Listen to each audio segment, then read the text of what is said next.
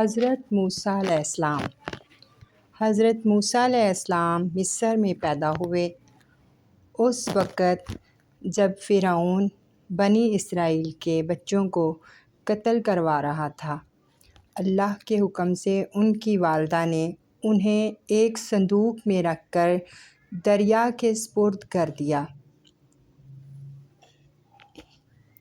وہ صندوق فرعون کے محل تک پہنچا، جہاں فرعون کی بیوی حضرت آسیہ نے بچے کو دیکھا اور محبت سے پالنے کا فیصلہ کیا۔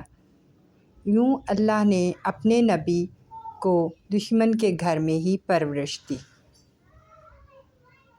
جب حضرت موسیٰ علیہ السلام جوان ہوئے تو ایک دن انہوں نے دیکھا کہ ایک نبی اسرائیلی اور ایک قبطی میں جھگڑا ہے۔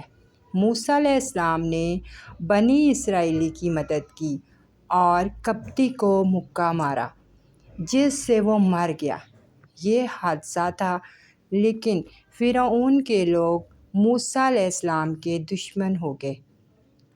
اللہ کے حکم سے وہ مصر چھوڑ کر مدین کی طرف نکل گئے۔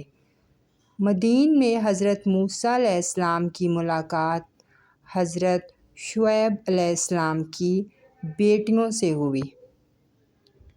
بعد میں حضرت شعیب علیہ السلام نے اپنی ایک بیٹی کا نکاح حضرت موسیٰ علیہ السلام سے کر دیا۔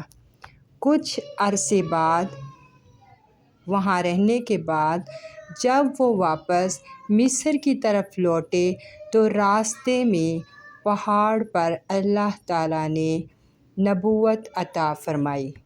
سبحان اللہ۔ اللہ نے انہیں حکم دیا کہ فرعون کے پاس جا کر اس کو حق کی دعوت دو۔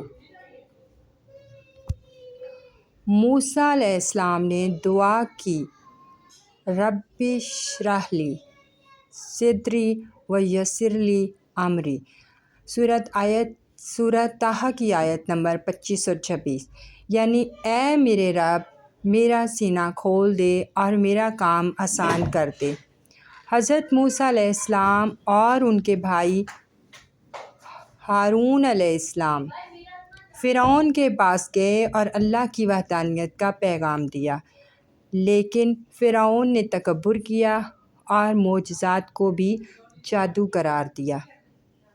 پھر مقابلہ ہوا، فرعون کے جادوگر جمع ہوئے، مگر جب حضرت موسیٰ علیہ السلام نے اللہ کے حکم سے اپنی لاٹھی پھینکی تو وہ اژدھا بن گئی اور جادوگروں کے تمام شعبدے نکل گئے۔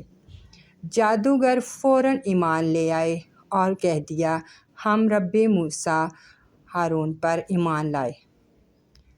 بالآخر فرعون اور اس کی قوم پر عذاب نازل ہونے لگا۔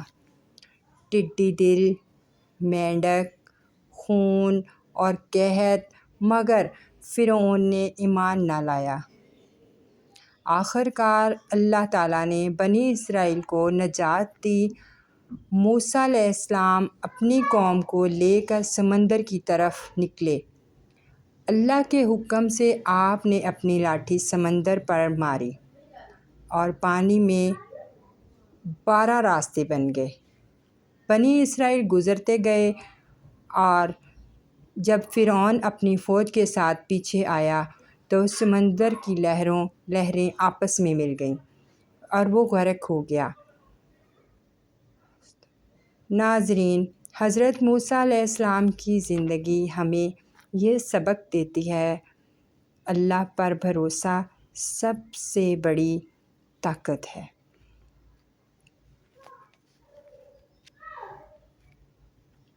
مشکل حالات میں صبر